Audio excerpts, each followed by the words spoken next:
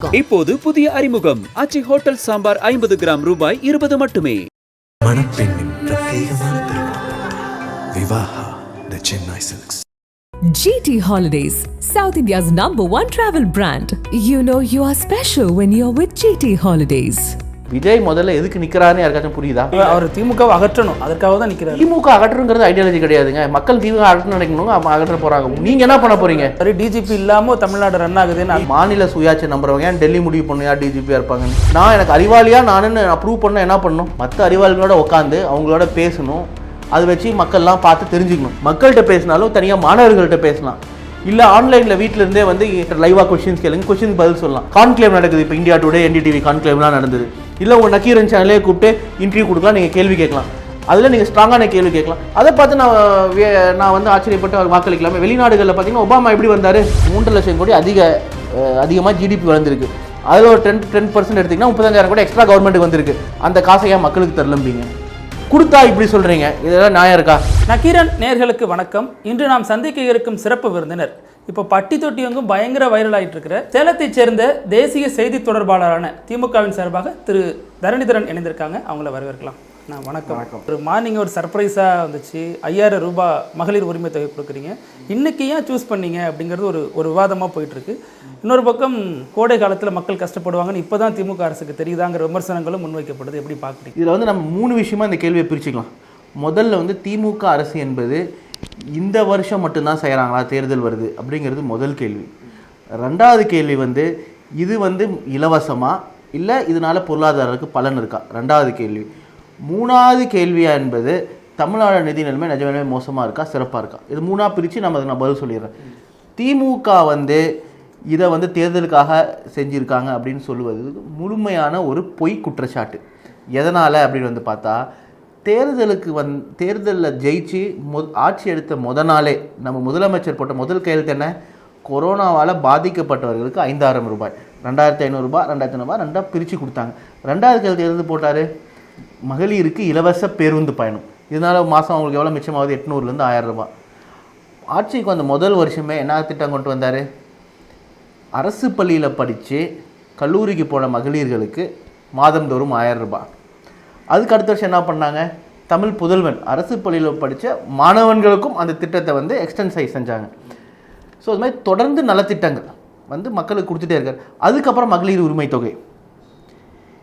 இதனால் நீங்கள் வந்து ஒரு கேள்வின்னு கேட்பீங்க, எதனால் இதை வந்து நாளே எல்லாமே செஞ்சுருக்கலாம்னா, நாளே வந்து செய்யலாம் அப்படின்னா, ஒரு குடும்பத்துக்கு ஒரு வீட்டில் பட்ஜெட் போடுறோம்ல, அந்த மாதிரி தான் ஒரு மாநிலத்துக்கு போடுற பட்ஜெட்டும். ஒரு வீட்டுக்கு நீங்கள் எப்படி பட்ஜெட் போடுறீங்க? 30,000 சம்பளம், 3000 ரூபாய் டியூஷன் ஃபீஸ், 2500 ரூபாய் பெட்ரோல், 10,000 ரூபாய் இது, அதுக்கப்புறம் மீதி வந்து நம்ம EMI கட்டுறது, அந்த மாதிரி தான் நம்ம போடுறோம். ஸோ வருமானம் பெருக தான் உங்களால் செலவுகளை அதிகப்படுத்த முடியும். இப்போ டியூஷனுக்கு அடிச்சுனா இன்னொரு டியூஷன் போகணும், 3000க்கு பதிலாக 6000 செலவு பண்ணால் அதுக்காக உங்கள் வருமானத்தை பெருக்கணும். ஸோ திராவிட முன்னேற்ற கழகம் 2011 ஆட்சியை விட்டுட்டு போனபோது தமிழ்நாடு வந்து வருவாய் மிகுந்த மாநிலம். என்னென்னா, மாநிலத்துக்கு இருக்கிற செலவுகள் எல்லாம் போக வந்த வருமானம் அதிகம்.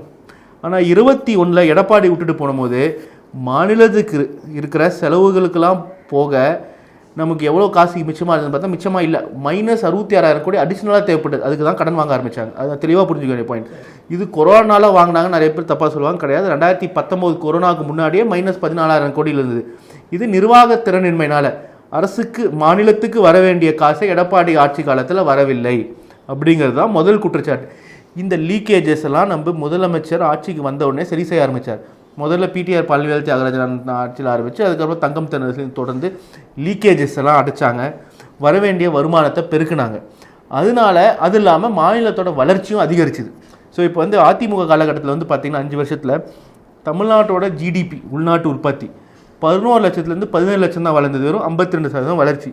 ஆனால் நம்ம முதலமைச்சர் வந்ததுக்கப்புறம் 17 லட்சத்துலேருந்து 35 லட்சம் கோடி, அப்படின்னா எவ்வளவு? 102 மடங்கு வளர்ச்சி. ஸோ அப்படின்னா அதிமுக காலத்தோட 2 மடங்கு வளர்ச்சி. அப்படின்னா வருமானம் பெருகுது, லீக்கேஜஸை கட் பண்ணுறோம். அப்படிங்கும்போது அரசாங்க கையில் காசு நிறையா இருக்குது. அதனால தான் தமிழ்நாட்டோட கடன் எது நம்மளோட வருமானத்தில் சதவீதம் கடனாக எடுத்து பார்த்தா அது வந்து அதிமுக காலகட்டத்தோட இந்த 5 வருஷத்தில் 4% குறைஞ்சிருக்கு. நான் ஏன் டேட்டாவோட பேசுகிறேன்னா, பேசுகிறவங்க எல்லாருமே வந்து பார்த்தீங்கன்னா ஒரு ரெட்டோரிக்காக ஒரு பாயிண்ட் வைப்பாங்க. அதுக்கு ஆதாரம் கிடையாது. நான் சொல்கிற ஆதாரம் நீங்கள் ஆர்பிஐயில் எடுத்துக்கலாம், ஒன்றிய சர்வர்கள் எடுத்துக்கலாம், மாநில சர்வர்கள் எடுத்துக்கலாம். ஆனால் என்ன சொல்கிறாங்கன்னா இப்போ பீகார் மகாராஷ்டிராவில் பணம் கொடுக்குறப்ப நம்ம வந்து இப்போ ஓட்டுக்காக கொடுக்குறாங்க. அதுதான் நான் வரேன். ஸோ இப்போ இந்த முதல் கேள்வி இதுதான். ஸோ இது அதனால எப்பப்பெல்லாம் நம்மளால் வந்து நம்மளோட நிதி சுமையை நம்ம அதிமுக கொடுத்துட்டு போன நிதி பாரத்தை ஈஸ் அவுட் பண்ண அந்த பாரத்துலேருந்து நம்ம வர மக்களுக்கு நல்ல திட்டங்களாக அறிவிச்சிட்டு வரோம். ஸோ அதனால தான் ஒவ்வொரு திட்டங்களும் நம்ம ஸ்டெப் பை ஸ்டெப்பாக பண்ணுறோம். ஏன் இப்போ பண்ணுறோன்னா, நம்ம இப்போ மட்டுமே பண்ணல தேர்தல் வருதுன்னு பாஜக மாதிரி தொடர்ந்து பண்ணுறோம். உங்களுக்கு காரணங்கள் சொன்னேன். ஏன் எல்லாமே நாள் பண்ண முடியாதுங்கிறது நான் உங்களுக்கு தெளிவாக விளக்கிட்டேன். ஏன் நாள் பண்ண முடியாதுங்கிறது நான் தெளிவாக சொல்லிட்டேன். ஸோ இது ஏன் இப்போ அப்படின்னு நீங்கள் கேட்டிங்கன்னா இதுதான் காரணம். ரெண்டாவது இன்னொரு காரணம் முதலமைச்சரும் தெளிவாக சொல்லியிருந்தார். தேர்தல் ஆணையம் என்பது வந்து ஒரு பாஜகவோட அணி போல் இப்போ செயல்பட்டு இருக்கு. சரிங்களா? பீகாரில் வந்து 10,000 ரூபாய் தேர்தலுக்கு நாள் கொடுத்துருக்காங்க. அந்த எந்த பெண்களுக்கு பெறப்பட்டாங்களோ அவங்களே வந்து BLA 2ஆகவும் வேலை செய்ய வச்சுருந்தாங்க பீகார் தேர்தலில். அது இல்லாமல் இப்போ அந்த மாதிரி செயல் இல்லாமல் இருக்கிறதுனால ECI வந்து ஒரு பாஜக அணிவாலி செய்யப்படுறதுனால ECIயை வச்சு தமிழ்நாட்டில் வந்து இந்த மகளிருக்கு கொடுக்க வேண்டிய 1000 ரூபாயை கொடுக்க இயலாமல் பண்ணணுன்னு பாஜகவும் அதிமுகவும் திட்டம் போட்டது எல்லாருக்கும் தெரியும். அது முதலமைச்சருக்கும் தெரிஞ்சிருந்தது. அந்த திட்டம் வந்து செயல்படுறதுக்கு முன்னாடியே நம்ம முதலமைச்சர் வந்து சரி மார்ச் மாதம், ஏப்ரல் மாதம், மே மாதம் இந்த 3 மாதத்துக்கான 3000 ரூபாயை கொடுத்துடலாம். கொடுத்துட்டு திருப்பி ஆட்சிக்கு வந்து ஆட்சி எடுக்கிறதுக்கு 1 மாதம், அதனால வந்து இன்னும் 2000 ரூபாய் கோடை கொடுத்தலாம். ஏன்னா மக்கள் வந்து இந்த 1000 ரூபாய் பிளானிங் பண்ண ஆரம்பிச்சிருப்பாங்க. நடுத்து விஜய் போன்ற ஒரு கேள்வி எழுப்புறாங்க, கடந்த வருடம் மே மாதம் வரலையா, அதற்கு முன்னாடி வருஷம் மே மாதம் வரலையா? அப்போ தான் நான் உங்களுக்கு பதில் இவ்வளோ டீட்டெயிலாக விளக்கம் சொன்னேன். நிதி நிலைமை எப்படி இருந்தது, எவ்வளோ தெளிவாக போச்சு, எப்படி போகிறோம் அப்படிங்கிறது நான் சொன்னேன். இப்போ இந்த 3 மாதம் ப்ளஸ் 2 மாதம் கொடுத்துருக்காங்க. சரிங்களா? 3 மாதத்துக்கு ப்ளஸ் இன்னும் 2 மாதம் அடிஷ்னல் போனஸாக மக்கள் கொடுத்துருக்காங்க. இது எதுக்காக கொடுத்தாரு? அதிமுக வந்து இந்த 3 மாதத்துக்கும் வர விடாமல் பண்ண பிளான் போட்டதுனால தான் இன்னைக்கு கொடுத்துருக்காங்க. 2000 ரூபாய் கொடுக்குறது வந்து எப்பயுமே கொடுக்கணும்னு முன்னாடியே பிளான் பண்ணது. ஏன் இந்த 5 வருஷத்தில் வந்து கொடுக்க முடியல அப்படின்னா, கொடுக்காம இல்லை. ஒவ்வொரு நாளும் ஒவ்வொரு மாதமும் ஒவ்வொரு புது திட்டங்கள் வந்துட்டு தான் இருக்குது. திருப்பி சொன்ன பதிலே தான், எல்லா நாளும் எல்லா திட்டங்களையும் கொண்டு வர முடியாது. மாநிலம் வந்து நம்மளோட ஃபிஸ்கல் டெஃபிசிட்னு ஒன்று இருக்குது. சரிங்களா? நம்மளோட revenue deficit in terms of GDP, அந்த ஃபிஸ்கல் டெஃபிசிட் சதவீதம் வந்து 3% இருக்கணும் எந்த மாநிலமாக இருந்தாலும். தமிழ்நாடு வந்து இப்போ 3.25 இருக்குது. அது இன்னும் கொஞ்சம் குறையுது. இந்த ஃபிஸ்கல் எகிரிச்சுன்னா நம்ம ஒவ்வொருத்தரையும் ஒன்றிய அரசு போய் பெர்மிஷன் வாங்கணும் கடன் வாங்குறதுக்கு. கடனோட வட்டி அதிகரிக்கும் தமிழ்நாட்டில், அதனால் அதை குறைக்கணும். ஸோ அதெல்லாம் இருக்கும்போது நமக்கு வருமானம் அப்படின்னு வருது இல்லையா, அது ஃபிக்ஸ்டு வீட்டு பட்ஜெட் மாதிரி தான் நான் சொன்னது. ஸோ அதுக்கு தகுந்த மாதிரி தான் நாம் வந்து செலவுகளை பண்ணணும். மூலதன செலவுகளும் பண்ணோம், கேபிட்டல் எக்ஸ்பெண்டிச்சர், அரசுக்கு இருக்க ஃபிக்ஸ்ட் எக்ஸ்பெண்டிச்சர்ஸ் இருக்குது. டீச்சர் சேலரி, அரசு கவர்மெண்ட் ஸ்டாஃபோட சேலரி, அவங்களுக்கு கூட தர வேண்டிய பென்ஷன், அப்புறம் வந்து welfare measures, education, health care spending எல்லாமே இருக்குது. ஸோ அதையும் போய் ஒரு சர்டன் அமௌண்ட் தான் நம்ம கடன் வாங்க முடியும். அதுக்கு நீங்கள் செலவுகள் அதிகப்படுத்தணும்னு என்ன பண்ணணும்? வருமானத்தை பெருக்கணும். ஸோ நம்ம முதலமைச்சர் வருமானத்தை பெருக்கியிருக்காரு. இந்தியாவிலே ஃபாஸ்டஸ்ட் க்ரோயிங் மாநிலம் எது? Tamil Nadu. 11.9% growth, 11.9% growth, double digit. So இந்த கடைசி 5 வருஷத்தில் எடுத்துட்டிங்கன்னா அதிமுக காலகட்டத்தில் வளர்ந்தாலும் தமிழ்நாடு 50% அதிகம் வளர்ந்துருக்கு, 50% வளர்ச்சி ரேட்டு. ஸோ இந்த சூழ்நிலையில் இப்போ ஈஸ் அவுட் பண்ண தான் செய்வார். அடுத்த டேர்ம் வந்தபோது இன்னும் நிறையா திட்டங்கள் வரும். ஆனால் இதுக்கு நீங்கள் பார்த்துக்க வேண்டிய என்னென்னா, 2014 21 வரைக்கும் தமிழ்நாடு நிதிநிலை மட்டும் மோசமாகல. ஜெயலலிதா ஆரம்பிச்சு போன திட்டங்களே நிறுத்தினாங்க அதிமுக. முதலாக நிறுத்தினது 2 வீலர் திட்டம், தாலிக்கு தங்கம், மடிக்கணினி கொடுக்கறது. அரசு ஊழியர்கள், இது யாருமே பேச மாட்டேங்கிறீங்க, அரசு ஊழியர்களுக்கு பென்ஷன் கொடுக்க காசு இல்லாதனால ரிட்டையர்மெண்ட் ஏஜ் 58லேருந்து 59 ஆக்குறாங்க, 59 60 ஆக்குறாங்களா ஆக்கலையா? அப்போ எடப்பாடி பேசுனதெல்லாம் வைரல் ஆனிச்சு அந்த காலகட்டத்தில். அது ஆச்சு. அதையே இப்போ யாரும் பேச மாட்டேங்கிறீங்க. ஸோ நம்ம முதலமைச்சர் அப்போ ஆட்சிக்கு வரலன்னா அரசு ஊழியர்களுக்கு ரிட்டையர்மெண்ட்டே கிடையாது. சரிங்களா? ஸோ இந்த மாதிரி கஷ்டமான நிதி நிலைமையில் நம்ம ஆட்சிக்கு வந்து கொரோனா காலகட்டத்திலையும் இவ்வளோ நலத்திட்டங்களை செஞ்சுருக்கோங்கிறது தான் புரிய வைக்கணும். மக்களுக்கு புரிய வேண்டியது வந்து அரசாங்கத்திட்ட வந்து அவ்வளோ வந்து எவ்வளோ வேணாலும் காசுன்னு கிடையாது. குடும்பத்துக்கு பட்ஜெட் போடுற மாதிரி தான். அந்த கிட்டத்தட்ட 3 லட்சம் சொச்ச கோடியில் தான் மாநிலத்தை ஃபுல்லாக சமாளிக்கணும். எப்படி நம்ம 1 லட்சமோ 50,000மோ 30,000 வச்சு குடும்பத்தை நடத்துகிறோமோ, இந்த 3 லட்சம் சொச்ச கோடி வச்சு தான் முதலமைச்சர் அவர்கள் மாநிலத்தை நடத்தி ஆகணும். அதை பெருக்கணும்னா தமிழ்நாடு ஜிடிபியை பெருக்கணும். அதை பெருக்கிட்டு இருக்காரு. ஒரே மாதத்தில் ஒருத்தர் நீங்கள் 1 லட்சம் சம்பாதிக்கலாம், 2 லட்சம் சம்பளம் மாறுமா? மாறாது. ஸ்லோவாக நீங்கள் இப்போ ஐடியில் வேலை செய்கிறீங்க, உங்களுக்கு மாதம் 1 லட்சம் சம்பளம் வருது. உங்களோட சம்பளத்தை நீங்கள் 2 லட்சம் ஆக்கணும்னா என்ன பண்ணணும்? புதுசாக இன்னொரு லாங்குவேஜ் கற்றுக்கலாம், உங்கள் இங்கிலீஷை இம்ப்ரூவ் பண்ணலாம், உங்கள் கோடிங் இம்ப்ரூவ் பண்ணலாம், புது கோடிங் லாங்குவேஜ் கற்றுக்கலாம். ஸ்லோவாக ஒவ்வொரு மாதம் இன்க்ரிமெண்ட்லாம் சேலரி இன்க்ரீஸ் ஆகும். ஒரு வருஷம் கழிச்சு அடுத்த வருஷம் இன்க்ரீஸ் பண்ணலாம். அப்படி தான் இன்க்ரீஸ் ஆகும். மாநிலத்துக்கும் அப்படி தான். இன்றைக்கி தமிழ்நாடு ஜிடிபி 30 லட்சம் கோடி இருக்குன்னா அடுத்த வருஷம் 70 லட்சம் கோடி ஆகாது. சிறப்பான முறையில் முதலமைச்சர் செயல்பட்டு செகண்ட் டிஜிட் growth வர வச்சு 12% இந்தியாவிலே ஃபாஸ்டஸ்ட் க்ரோயிங் ஸ்டேட்னு வர வச்சா 36 லட்சம் கோடின்னு இருக்குது, 40 லட்சம் கோடி ஆகும், இல்லை 39 லட்சம் கோடி ஆகும். இது புரிஞ்சுக்க முடியுது. இதில் இன்னொரு அப்படி இருக்கும்போது விஜய் சொல்கிறாங்கன்னா விஜய்க்கு இதெல்லாம் புரியறது இல்லைங்கிறேன். நான் சொல்கிறேன் நான் சொல்கிற விஷயம் என்னென்னா, நீங்கள் தெளிவாக புரிஞ்சிக்க வேண்டியது வந்து யார் வேணாலும் என்ன வேணாலும் நினைக்கலாம். நான் வந்து ஒரு அசம்ஷனில் ஏற்றுக்கிறேன். எனக்கு விஜய் பர்சனலாக தெரியாது, விஜய் தெரிஞ்சவங்களும் எனக்கு தெரியாது, சரிங்களா?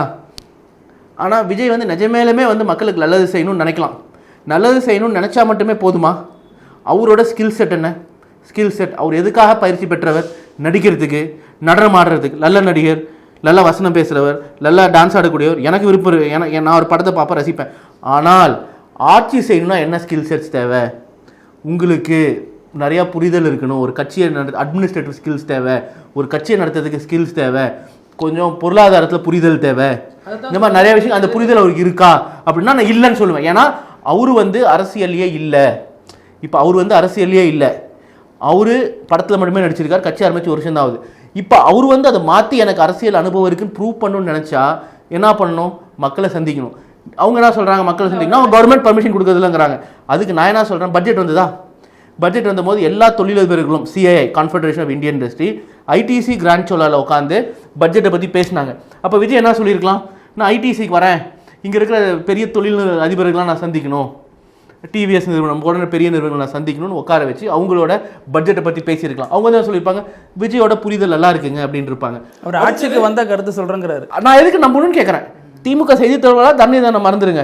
தரணிதரன் ஒரு படித்த இளைஞர். எனக்கு பெரியார் மண், எனக்கு வந்து ஒரு கிரிட்டிக்கல் திங்கிங் இருக்குது, எனக்கு வந்து யோசிக்கிற மனப்பான்மை. நான் கேட்பேன், உன்னோட திறமை, நீங்கள் ட்ரெயின் ஆனது நடிகனாக இருக்கிறதுக்கு. நீங்கள் கடைசி 35 வருஷமாக எனக்கு உங்களுக்கு தெரிகிறது ஒரு நடிகன், சிறந்த நடிகன். ஆனால் ஆட்சி செய்யறதுக்கு பலவேறு விஷயங்கள் தேவை, அனுபவங்கள் தேவை. இல்லை அதுதான் விஜய் இன்னைக்கு என்ன சொல்கிறாருன்னா, எனக்கு அனுபவமே இல்லை, ஏன்னா திமுக மாதிரி எனக்கு ஊழல் பண்ணுறது எனக்கு அனுபவம் இல்லைங்கிறாரு அவர். ஏங்க இதெல்லாம் வந்து ஒரு ரெட்டோரிக்காக பேசலாம், வாயில் கடவுள் வாய் கொடுத்து பேசலாம். நான் ஒரு அரசியலை விட்டுருங்க, திமுக அதிமுக பாஜக விட்டுருங்க, நான் ஒரே ஒரு சாதாரண கேள்வி நான் உங்களுக்கு கேட்குறேன்.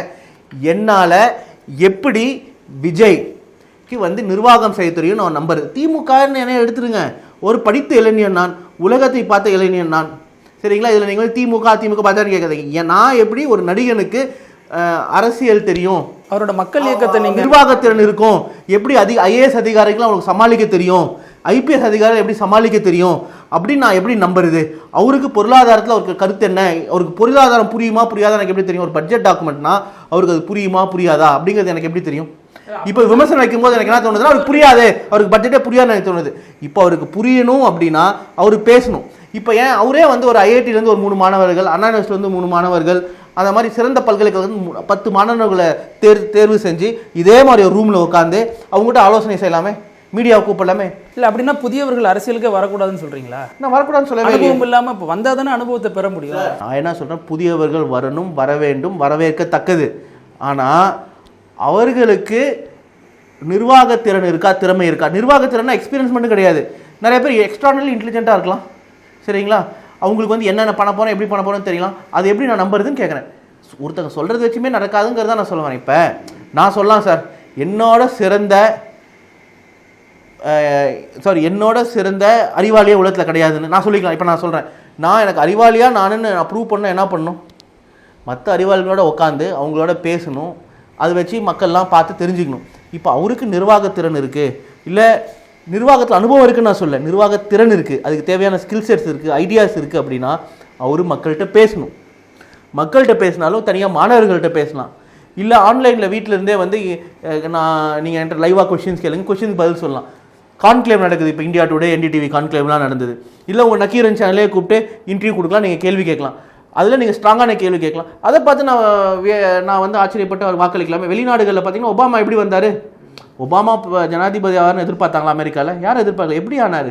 அவர் பேசுகிறத வச்சு, சரிங்களா? அவர் ஓப்பனாக வந்து பேசணும். என்ன சொல்லணும்? நீங்கள் பாருங்கள், தமிழ்நாடோட நிதி நிலைமை தான், சரியா? நான் இதனால் இந்தந்த பிரச்சனை, இதனால் இந்தந்த பிரச்சனை, நான் இதெல்லாம் பண்ண போகிறேன், சாத்தியமான விஷயங்கள். பாயிண்ட். ஒரு மக்கள் மொழியில நான் வந்து இந்த திட்டங்கள் எடுத்துட்டு வர போறேன்.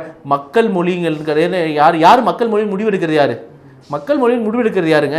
இல்லை இவ்வளோ புள்ளி உரத்தோடு சொன்னால் மக்களுக்கு புரியாதுங்க அடிப்படையில் கூட ஒரு ஊழல் அப்படின்னா இந்தியா வந்து ஜனநாயகத்துக்கு தயாராக இல்லைங்கிறீங்களா?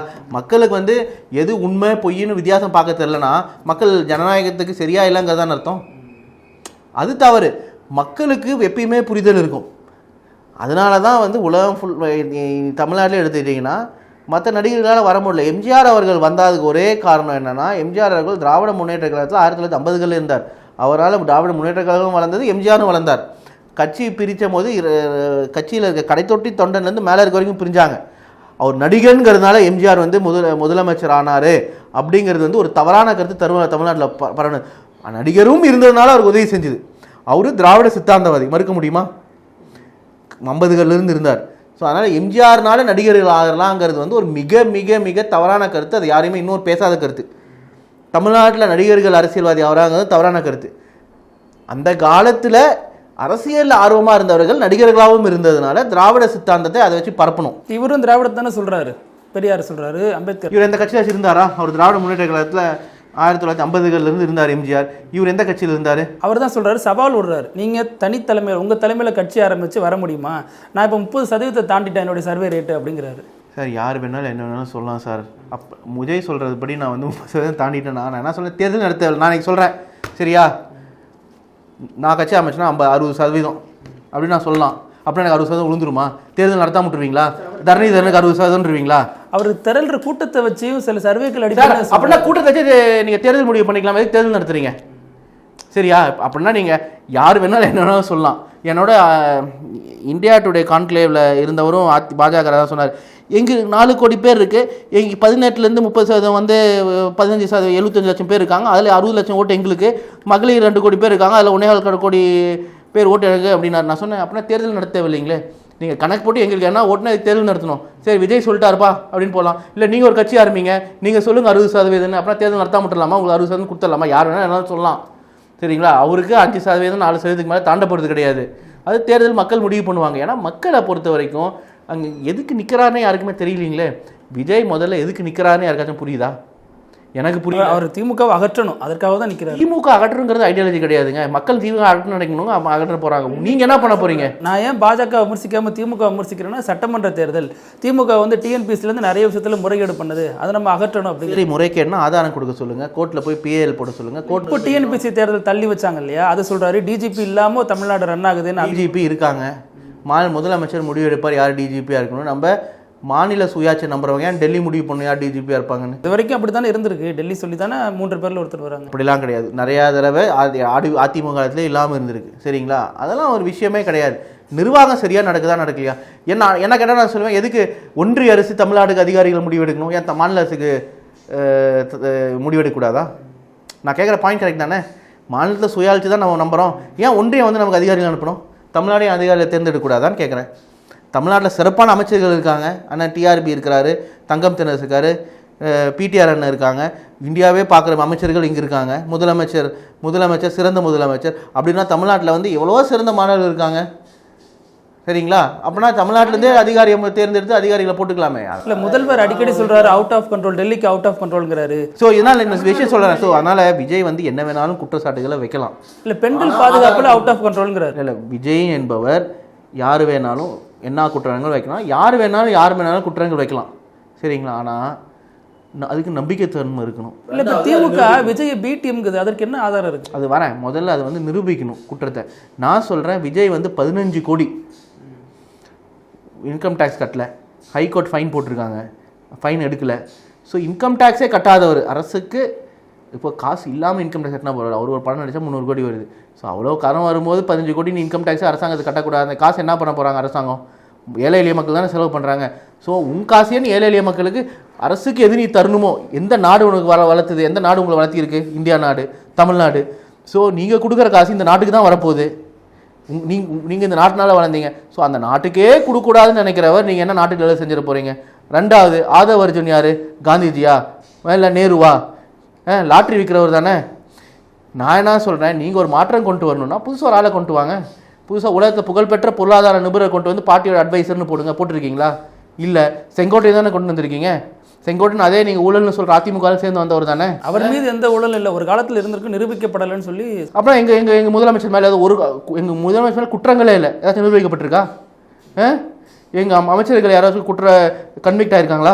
குற்றம் சாட்டப்பட்டிருக்காங்க இல்லையா? குற்றம் யார் மேலே வேணாலும் சாட்டலாங்க. அவங்க மேலே கொண்டு சொல்லலாம், நீங்கள் மேலே சாட்டலாம். நீங்கள் 1 கோடி 2 திருடினீங்களாம், நீங்கள் நான் ஒரு 2 கோடி கூட திருடினு சொல்லலாம். குற்றம் சாட்டுறது தனிநபர் இல்லையே, அமலாக்கத்துறை மாதிரியான அமைப்புகள் தானே டிஜிபிக்கு கடிதம் எழுதி நேரு மீது நடவடிக்கை எடுங்க. அமலாக்கத்துறை என்பது பாஜகவை சார்ந்த ஒரு நிறுவனம் அப்படிங்கிறது நான் சொல்ல, உச்சநீதிமன்றமே சொல்லிட்டாங்க. உச்சநீதிமன்றமே நிறைய வேர்டிக்லேருந்து இடி cannot indulge in the business of intimidation. அதுக்கு ப்ரூஃப் எடுத்து பார்த்துட்டிங்கன்னா யார் யாரெல்லாம் பாஜக எதிராக இருக்காங்களோ அவங்க மேலே கேஸ் போடுறாங்க. அதுக்கப்புறம் அவங்க பாஜக வந்து அந்த கேஸ் காணாமல் போயிடுது. போட்ட கேஸ் எல்லாமே 95% வந்து பாஜகவுக்கு எதிர்க்கிற கட்சிகள் மேலே. இதுக்குள்ள நம்ம போக தேவையில்லை, அது எல்லாருக்கும் உலகத்துக்கே தெரிஞ்ச விஷயம். அதான் சொல்கிறாங்க, பாஜக பெரிய வாஷிங் மிஷின் வச்சிருக்குன்னா திமுக இன்னொரு சைஸில் சின்ன வாஷிங் மிஷின் வச்சிருக்குங்கிறாங்க. சார் இந்த மாதிரி விமர்சனம் பதில் சொல்ல நான் கேட்குற ஒரே கேள்வி, இடியை விட்டுருங்க. இடி கேஸ் போடுறாங்கல்ல, கன்விக்ஷன் வாங்கி கொடுக்குங்கிறேன். கேஸ் போடுறது ஓகே, யார் மேலே கேஸ் போடலாம். நான் உங்கள் மேலே நீங்கள் காசு திருடிங்க, நாங்கள் எஃப்ஐஆர் கொடுக்கலாம். நான் உங்கள்கிட்ட காசு திருடிட்டேன்னு சொல்லி நீங்கள் மேலே கேஸ் கொடுக்கலாம். கன்விக்ட் ஆனால் தானே இன்னசென்ட் அன்டில் கில்ட்டி. கரெக்டா? இப்போ லஞ்ச ஒழிப்புத்துறை நிறைய மீது வழக்கு பதிவு பண்ணுது. வழக்கு பதிவு பண்ணுறது யார் மேலும் பண்ணலாங்க. விஜய் மேலே தான் வழக்கு இருக்குது 15 கோடின்னு, ஆதவ அர்ஜுன் மேலே வழக்கு இருக்குது. நான் சொல்கிறேன், இன்டென்ஷன் எடுத்து பார்த்துக்கோங்க. நீங்கள் உங்கள் கட்சியில் எல்லாம் வளர்த்தணும்னா தமிழ்நாட்டில் சேர்ந்த எவ்வளவோ இளைஞர்கள் ஐடியில் பெரிய துறையில் இருக்காங்க, அவங்கள கூட்டு வந்து உங்கள் கட்சியில் வந்து ஒரு ஐடி அட்வைஸராக போடுங்க. ஒரு பொருளாதார நிபுணர் அமிர்தியா சென் மாதிரி ஒருத்தரை கூட்டு வந்து பொருளாதார அட்வைஸராக போடுங்க. அதுக்கப்புறம் ஒரு நல்லா கஷ்டப்பட்டு படித்து கிராமத்தில் இருந்து ஐஐடிக்கு போய் உலகத்தில் PhD முடிச்சுட்டு ஒரு ஐநா சபையில் வேலை செய்வாங்க, அவங்கள கூட்டு வந்து நம்பர் 2 போடுங்க. நீங்கள் லாட்ரி வைக்கணும் கூட தான் நம்ம கட்சியில் நம்பர் 2 போட்டிருக்கீங்க. நீங்கள் என்ன மாற்றம் கொண்டு வருவீங்கன்னு கேட்குறேன் நான். அவர் லாட்டினா அவரது மாமனாரும் திமுகவுக்கு 500 கோடி கொடுத்துருக்காரு கடந்த காலங்களில் அப்படிங்கிறதும் புகார் தானே, அதையும் தானே அவங்க முன்வைக்கிறாங்க. சரி, நான் அவர் சொல்கிறேன். நீங்கள் என்ன அப்புறம் நீங்கள் தான் அவங்க என்ன சொல்கிறாரு, விஜய் திமுக பற்றி என்ன சொல்கிறாரு? திமுக ஒரு ஊழல் சக்தி, தீய சக்தி, அகற்றப்பட வேண்டிய சக்தி அப்படிங்கிறது. அவர் என்ன சொல்கிறாரு? அவரை பற்றி அவர் என்ன சொல்லிக்கிறாரு? அவர் வந்து ஒரு தூய சக்திங்கிறாரு இந்த தேர்தல். சரி, நீங்கள் அப்படின்னா நாங்கள் பண்ணுறதான் அவரும் பண்ணுறாரு, அவர் எப்படி எங்களை சொல்லலாம்? இல்லை, அதனால தான் உங்களை கொள்கை எதிரின்னு அவர் சொல்லலை, வெறும் அரசியல் எதிரின்னு சொல்கிறாரு. அரசியல் எதிரி இல்லை, அவரை பொறுத்த வரைக்கும் ஆப்பர்ச்சுனிஸ்ட். எனக்கு பொழுது போல் நான் அரசியல் பண்ணணும், அதான் சொல்கிறேன். நீங்கள் வந்து எங்கள் மேலே சொல்கிற குற்றங்கள் உண்மையாக இருந்தால் அவர் எந்த விதையில் வேறுபடுகிறார் அப்படின்னு நான் கேட்குறேன். யார் வேணாலும் எந்த அரசியல் கட்சிக்கு வேணாலும் நிதி கொடுக்கலாம் சார், நான் அது மாற்றம் கருத்தே கிடையாது. யார் வேணாலும் கொடுக்கலாம். தேர்தல் பத்திரங்கிறது பாஜக எடுத்துகிட்டு வந்தாங்க. தேர்தல் பத்திரம் வந்த அன்னைக்கு முதல் நாள் எதிர்த்தது யார் தெரியுமா? திமுக எதிர்த்தது. நான் கட்டுரை எழுதினேன் எலக்ட்ரல் பாண்ட்ஸில். ராமச்சந்திர குஹா அவர்கள் அப்புறம் சீதாராம் யெச்சூரி அவர்கள் அதை ரீட்வீட் பண்ணியிருந்தாங்க. அதை வச்சு பார்லிமெண்ட்டில் ஆர்டிகல் வச்சு டிஸ்கஷனே இருந்தது. 2021 நவம்பரில் எழுதுனது, ஒயரில் டீட்டெயில் 5 பக்கம். ஸோ நாங்கள் எலக்ட்ரல் பாண்ட்ஸை எதிர்த்தோம். ஆனால் எலக்ட்ரல் பாண்ட்ஸ் மூலமாக எந்த கட்சிக்கு வேணாலும் யார் வேணாலும் காசு தரலாம். அவரு அதிமுகவுக்கும் கொடுத்தாரு, மற்ற பாஜகவும் கொடுத்தாரு, எல்லா கட்சிகளுக்கும் அவர் கொடுத்தாரு. ஆனால் நான் கேட்குறது, அதனால் திமுக வந்து அவருக்கு ஏதோ செஞ்சாங்களா? செய்யல. இப்போ நீங்கள் பாஜக எடுத்துட்டிங்கன்னா தேர்தல் பத்திரம் என்னைக்கு வந்ததோ, தேர்தல் இடி ரெய்டுக்கு முன்னாடி தேர்தல் பத்திரத்தில் காசு வாங்கியிருப்பாங்க, இடி ரெய்டுக்கு அப்புறம் காசு வாங்கியிருப்பாங்க, டெண்டருக்கு முன்னாடி டெண்டர் எந்த கம்பெனி கொடுக்கப்படுதோ அவங்ககிட்ட காசு வாங்கியிருப்பாங்க, டெண்டர் கன்க்ளூஷன் அதுக்கப்புறம் வாங்கியிருப்பாங்க. அது மாதிரி குவிட் ப்ரோக்கோ அப்படின்னு சொல்லப்படுறது இருக்கும். எங்களுக்கு இருக்குமானு இருக்காது. தேர்தல் பத்திரம் வந்து நாங்கள் கேட்கலினாவே யார் வேணால் எங்களுக்கு கொடுக்கலாம். நாங்கள் போய் கொடுங்கன்னு சொல்ல தேவையில்லை. புரியுதா உங்களுக்கு நான் சொல்கிறது? இப்போ வந்து நீங்களே இருக்கீங்க, திமுக எனக்கு பிடிச்சிருக்கு, பேங்க்குக்கு போவீங்க, 10,000 ரூபாய் கொடுப்பீங்க, இல்லை 10,000 ரூபாய், 1 lakh 1 crore வரைக்கும் பாண்ட் இருக்குது, வாங்கி நீங்கள் அந்த பாண்டை கொடுத்துட்டே வரலாம். யார் வேணாலும் யாருக்கு வேணாலும் தேர்தல் பத்திரம் மூலமாக கொடுக்கலாம். அந்த கட்சி கேட்க தேவையில்லை. ஆனால் அதனால வந்து ஒரு கட்சி ஒருத்தங்க எங்களுக்கு அமுச்சிருக்காங்க அப்படிங்கிறதுக்காக அவங்களுக்கு நாங்கள் உதவி செஞ்சோம், அவங்களுக்கு ஒன்றுக்குள்ள ஒன்றுங்கிறது சொல்லறதுக்கு 0% வாய்ப்பு. அப்படி சொல்லணுன்னா அவங்களுக்கு நாங்கள் ஏதோ பண்ணியிருக்கணும். அந்த காலகட்டத்தில் நாங்கள் ஆட்சியிலே இல்லை. ரெண்டாவது, அவங்களுக்கு எதுவும் செஞ்சதாகவும் ஆதாரங்கள் இல்லை, டைரக்ட் ப்ரூஃப் எதுவுமே இல்லை. இருந்தால் நீங்கள் காமிங்க. ஆனால் பாஜகவை பொறுத்த வரைக்கும் டெண்டருக்கு முன்பு காசு வாங்கியிருக்காங்க. அந்த டெண்டருக்கு அதே நிறுவனம் டெண்டர் அவார்டு ஆனதுக்கப்புறம் எலக்ட்ரல் பாண்ட்ஸில் காசு வாங்கியிருக்காங்க. இடி ரைடு முடிஞ்சதுக்கப்புறம் காசு வாங்கியிருக்காங்க. காசு கொடுத்ததுக்கப்புறம் இடி ரைட்லேருந்து விடுவிக்கப்பட்டிருக்காங்க. குவிட் ப்ரோக்கோ கிளியராக இருக்குது. சரியா? அப்படின்னா விஜய் யாரை சொல்லணும் கரப்ஷன்னு? அவங்கள சொல்லணும். விஜய் இன்கம் டேக்ஸ் கட்டில் நான் சொல்ல, கோர்ட் சொல்கிறாங்க. ஸோ அப்படி இருக்கும்போது அவர் எப்படி எங்கள் மேலே சஸ்பெஷன்ஸ் வைக்கலாம்? ஸோ ஆனால் ஆதவ் அர்ஜுன் அந்த கட்சியை ஏற்கிறாரா இல்லையா? சரியா? அந்த கட்சி வேறு எந்த இந்த மாதிரி ரெண்ட் சீக்கர்ஸ் யாரும் எங்கள் கட்சியை ஏற்கலை. ஒரு மக்களுக்கு நல்லா செய்யணுங்கிற முதலமைச்சர் தான் ஏற்கிறார். ஸோ அதிலே நீங்கள் வித்தியாசத்தை புரிஞ்சுக்கோங்க. இப்போ ஆதவ் அர்ஜுன் வந்து தேவைக்காக ஒரு 1000 கோடியாக செலவு பண்ணுறாருன்னா, அவங்க ஒரு காலத்தில் ஏதோ ஒரு காலத்தில் ஹைப்போதெட்டிக்கல் ஆட்சிக்கு வந்தால் அந்த காசு எடுக்கணும் தானே பார்ப்பாரு. அவர் என்ன மகாத்மா காந்தியா இல்லை நேருவா? அவர் வந்து மக்களுக்கு தானம் செய்கிறதுக்கு இல்லை, போட்டு எடுக்கணும்னு பார்க்குறாரு. ஸோ அப்படி இருக்கும்போது அவங்க என்ன ஊழல் ஒழிப்பாங்க? எங்கே ஊழல் இருக்குது? இல்லாத ஊழலை உருவாக்க தான் செய்வாங்க தேவைக்கா. இப்போ இந்த 5000 ரூபா மகளிர் உரிமை தொகைக்கு முன்னாள் ஆளுநர் தமிழிசை சவுந்தரராஜன் ஒரு கமெண்ட் சொல்லியிருக்காங்க. ஏன் நாடாளுமன்ற தேர்தல் 2024 நடந்துச்சு, அதுக்கு வந்து ஒன்றும் தடையெல்லாம் போடல, இப்போ ஏன் வந்து திமுக அதை காட்டுது அப்படின்னு. இன்னொரு பக்கம் எடப்பாடி இதை காட்டி பயமுறுத்துறாங்க, இல்லாத ஒன்றை பற்றி பேசுகிறாருங்கிறாங்க. மகாராஷ்டிரா பீகாரில் ஆன்கோயிங்கில் தானே இருந்துச்சு, எலெக்ஷன் டைமில் கூட ஆன்கோயிங் ஸ்கீம்னு அது எந்த தடையும் இல்லையே, திமுக மட்டும் ஏன் புதுசாக ஒன்று பாஜக எதிராக இப்போ உருவாக்குது அப்படிங்கிறாங்க. நான் ஒன்று கேட்குறேன், எடப்பாடி பழனிசாமி தேர்தல் அப்போ கொடுத்துட்டாங்கன்னு எங்கள் மேலே விமர்சனிக்கிறாருல்ல. நான் கேட்குறேன், தமிழ்நாடு மக்கள் அரசியல் செய்தியை பார்க்குறவர்கள், சிந்தனை உள்ளவர்கள், அப்படி இருக்கும்போது எதனால் நம்ம எடப்பாடி பழனிசாமி பாஜக மேலே குற்றம் சொல்லலை? நீங்கள் வந்து பீகாரில் மகளிர் அனைவருக்கும் 10,000 ரூபாய் கொடுத்தது தவறு, தேர்தல் அன்னைக்கு, தேர்தல் அறிவிக்கிறதுக்கு ஒரு நாள் முன்னாடி தவறு அப்படின்னு சொல்லியிருக்கலாமே. அவர் தான் நாட்டை ஜனநாயகத்தை வாழ வைக்கணும்னு எடப்பாடி நினைக்கிறாருல்ல. ஏன் எடப்பாடி ஒரு குற்றம் சொன்னாரா? சொன்னது திமுக, இப்போ செய்கிறது திமுகங்கிறப்ப தான் கேள்வி உங்களுக்கு நோக்கி வருது. நான் தான் முதல்ல விளக்கிட்டேன். ஒரே ஒரு விஷயந்தான், 2021 முதல் கையெழுத்து 5,000 ரூபாய் கொரோனா நிதி, அதுலேருந்து தொடர்ந்து திட்டங்கள், அதற்காக திட்டங்களாக நாங்கள் கொடுத்துட்ருக்கோம். ஒவ்வொரு மாதமும் திட்டங்கள் வருது. அது மாதிரி இது ஒரு திட்டம். எந்த திட்டங்கள் வராத மாதம் எதுன்னு சொல்லுங்கள். இப்போ கிட்டத்தட்ட நம்ம ஆட்சிக்கு பொறுப்பு எடுத்து 3 மாதம் 57 மாதம் ஆயிடுச்சு, சரிங்களா? 57 மாதம், ஒவ்வொரு மாதமும் எண்ணற்ற திட்டங்கள், அதில் மாற்றுக்கிறது இல்லை, நிறைய திட்டங்கள். அப்புறம் என்ன இப்போ ஏன் தேர்தலுக்காக சொல்கிறீங்கன்னா இதெல்லாம் சரியில்லைல்ல. இதை கிளைம் பண்ணுறாங்க. விஜய் சொல்கிறாரு, என்னால் தான் சார் விஜய் சொல்கிறா, இவங்க சொல்கிறாங்க. நான் தான் ஆதாரம் சொல்கிறேன்னே. முதல் நாள் 5,000 ரூபாய் சொன்னோம், முதல் வாரம் இலவச பேருந்து பயணம், முதல் வருஷம் 1000 ரூபாய் அரசு பள்ளியில் படித்த மகளிருக்கு, 2வது வருஷம் மாணவர்களுக்கு, 3வது வருஷம் 1000 ரூபாய், அதுக்கப்புறம் இப்போ நியூ பென்ஷன் ஸ்கீம், அந்த மாதிரி எண்ணற்ற திட்டங்கள் டெய்லி கொண்டு வந்துட்டு தான் இருக்கோம். ஸோ அப்படி இருக்கும்போது வந்து இது தேர்தலுக்காக சொன்னோம்னா, தேர்தல் நடக்கிறதுக்கு 6 மாதம் முன்னாடி எதுவுமே பண்ணாமல் இருக்கணுமா? எப்போ நிதி நிலைமை சரியாகுமோ, ஒவ்வொரு வருஷமும் இப்போ பட்ஜெட் வரப்போது நிதி நிலைமை இன்னும் சரி பண்ணியிருக்கோம். போன வருஷம் வளர்ச்சியும் 12% கிட்ட வந்தது. அதனால் அடிஷனல் ஃபண்டு கவர்மெண்ட்டுக்கு வந்திருக்கு, அது மக்களுக்கு தரோம். நீங்கள் வந்து இப்போ என்ன சொல்லியிருப்பீங்க, பண்ணலன்னா அரசாங்கத்துக்கு 12% வளர்ச்சி வந்தது அப்படின்னா எவ்வளோ? 3,30,000 கோடி முன்னாடி வளர்ச்சி மாநிலத்தோட ஜிடிபி இருந்ததுன்னா 12% எவ்வளோ ஆச்சதுக்கு? 3 லட்சம் கோடி அதிகமாக ஜிடிபி வளர்ந்துருக்கு. அதில் ஒரு 10% எடுத்திங்கன்னா 35,000 கோடி எக்ஸ்ட்ரா கவர்மெண்ட்டுக்கு வந்திருக்கு. ஸோ 30,000 கவர்மெண்ட்டுக்கு எக்ஸ்ட்ரா வந்திருக்கும் போது அந்த காசை ஏன் மக்களுக்கு தரலம்பீங்க? கொடுத்தா இப்படி சொல்கிறீங்க, இதெல்லாம் நியாயம் இருக்கா? போன வருஷம் தமிழ்நாடு க்ரோத் ரேட் என்ன? 12%, சரியா? நம்ம ஜிடிபி என்ன? 33 lakh crores, அதில் 12% என்ன? கிட்டத்தட்ட 3.6 lakh crores தான் வந்து நம்ம ரெவன்யூ, ஜிடிபி இன்க்ரீஸ் போன வருஷத்துக்கு இந்த வருஷத்துக்கு. அந்த ஜிடிபி இன்க்ரீஸுக்கு மட்டும் ரெவன்யூ என்ன? அப்ராக்சிமேட்லி 10% ஆஃப் ஜிடிபி மாநிலத்துக்கு. அப்புறம் 36,000 எக்ஸ்ட்ரா ரெவன்யூ வந்திருக்குல்ல, முதலமைச்சர் தானே பண்ணி கொடுத்தாரு. அதை வச்சு நாங்கள் திட்டங்கள் அறிவிக்கிறோம். அதில் என்ன பிரச்சனைங்கிற? எடப்பாடி வந்து 12%, எடப்பாடி வந்து 2014 21 வரைக்கும் தொடர்ந்து முதலமைச்சர், மாண்புமிகு முதலமைச்சர் மாதிரி, எங்கள் முதலமைச்சர் மாதிரி தொடர்ந்து 12%, 11%, 10% வளர்ச்சியை கொடுத்திருந்தால் இன்னும் எண்ணற்ற திட்டங்கள் கொடுத்துருக்கலாம். 2021 மாதம் 1000 ரூபாய்க்கு மேலே 1,500 ரூபாய் கொடுத்துருக்கலாம். ஒரு 10 திட்டங்கள் ஒவ்வொரு கோடை விடுமுறைக்கும் 2,000 இல்லை 3,000 கொடுத்துருக்கலாம். ஆனால் அவர் வளர்ச்சி 5%, 4% ஆக்கிட்டாரு. யோசிச்சு பாருங்கள், ஒரு மாநிலம் 15 லட்சம் கோடியில் 5% வளர்ச்சினா எவ்வளோ வரும் தெரியுமா? கிட்டத்தட்ட 75,000 கோடி தான்.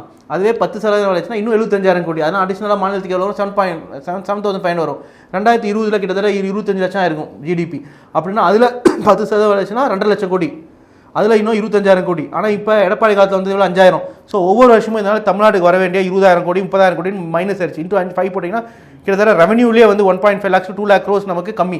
அப்படின்னா அதெல்லாம் இருந்தால் எவ்வளோ வருமானம் கொடுத்துருக்கலாம்? இல்லை, எந்த இடத்துல எடப்பாடி கிளைம் பண்ணுறாருன்னா, இப்போ தான் நான் தேர்தல் அறிக்கையில் 2,000 தரேன்னு சொன்னாங்க, உடனே அதை வந்து திமுக காப்பி அடிச்சிட்டாங்க அப்படின்னு அவர் சொல்கிறாரு. சார் நாங்கள் அவர் தேர்தல் அறிக்கை இப்போ தான் சார் விட்டார். நாங்கள் வந்து 2023 கொடுத்துட்ருக்கோம் சார். அவர் தேர்தல் அறிக்கையில் சொல்லலாம், அவரு ஜெயலலிதா அம்மையார் எந்த வாக்குறுதியை கொடுத்து ஆட்சிக்கு வந்து எந்த வாக்குறுதியை நடத்திட்டு இருந்தாலும் அந்த வாக்குறுதியை நிறுத்தினார்.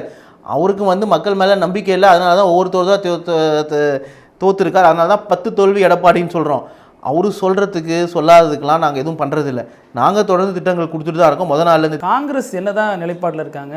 அது சேருமா இல்லை இந்த தேர்தல் எப்படி போக போகுது? காங்கிரஸ் சேராது. காங்கிரஸ் திமுக கூட்டிலேருந்து யாருமே சொல்லலையே, ஊடக நண்பர்களை தவிர.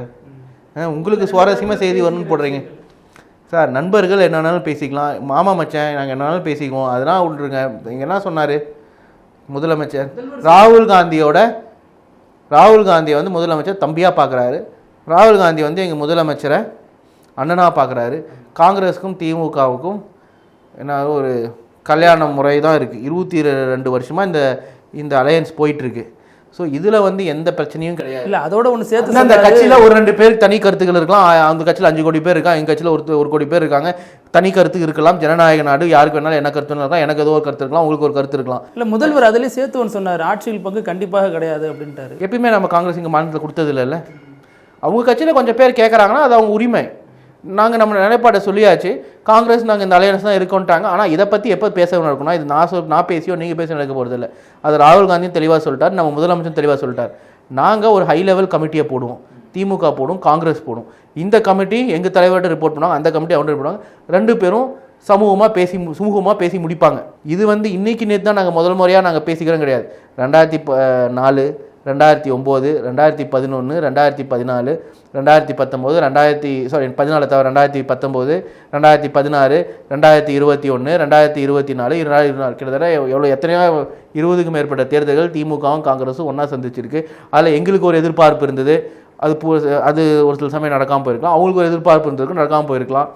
ஸோ அதனால் நாங்கள் அதை பேசி சமாளிக்கிற பக்குவம் இந்த 2 கட்சிகளுக்குமே இருக்குது. எதனால்னா 22 வருஷம் எண்ணற்ற நாங்கள் நெகோசியேஷன்ஸில் நாங்கள் ஈடுபட்டிருக்கோம். அது வந்து 2 நண்பர்களே வந்து தொழில் செஞ்சால் எனக்கு என்ன, நான் என்ன கொடுக்குறேன், நீ என்ன கொடுக்குற, எனக்கு என்ன சதவீதம், உனக்கு என்ன சதவீதங்கிறது ஒரு ரொம்ப சாதாரண விஷயம். இயல்பாக வரக்கூடிய பிரச்சனை தான் சமாளிச்சு. காங்கிரஸுக்கு ஒரு எக்ஸ்பெக்டேஷன்ஸ் இருக்குது, எங்களுக்கு ஒரு எக்ஸ்பெக்டேஷன்ஸ் இருக்குது. சரிங்களா? ஸோ ஒன்றிய தேர்தல்னு வரும்போது ஒரு ஃப்யூச்சரில் ஒரு ஒன்றிய அமைச்சர் வரும்போது எங்களுக்கு ஒரு எக்ஸ்பெக்டேஷன், அவங்களுக்கு ஒரு எக்ஸ்பெக்டேஷன் இருக்கும். ஸோ அந்த எக்ஸ்பெக்டேஷன் மிஸ்மேட்சிங்கிறது வந்து இயல்பு, அது கணவர் மனைவிக்குமே இருக்கிறது தான். ஆனால் என்னன்னா அந்த உறவுக்கு வந்து ஒரு எக்ஸ்பீரியன்ஸ் இருக்குது பாருங்கள், அனுபவம். அது ரொம்ப நாளாக இருக்கிறதுனால அந்த எக்ஸ்பெக்டேஷன் மிஸ்மேட்சை வந்து எங்களால் சரி செஞ்சு கொண்டு போக முடியும். இப்போ பாஜகவுக்கும் அதிமுக அது இருக்கான்னு கேட்டால் கிடையாது. ஏன்னா அது வந்து புதிய உறவு, பயமூர்த்தி வர வைக்கப்பட்ட உறவு. 2019 கூட்டணியில் இருந்தாங்க, 21 இருந்தாங்க, 24 இல்லை, திருப்பி வந்தாங்க, 18க்கு முன்னாடி அது இல்லை. அதிமுக ஒரு சில அமைச்சர்களே வந்து நீங்கள் முந்தானே சொல்லியிருப்பீங்க, பாஜக நாங்கள் இருக்கோங்க ஓடு போடாமல் ஓட்டுறாத மாதிரி செல்லூர் ராஜு பேசியிருக்காரு.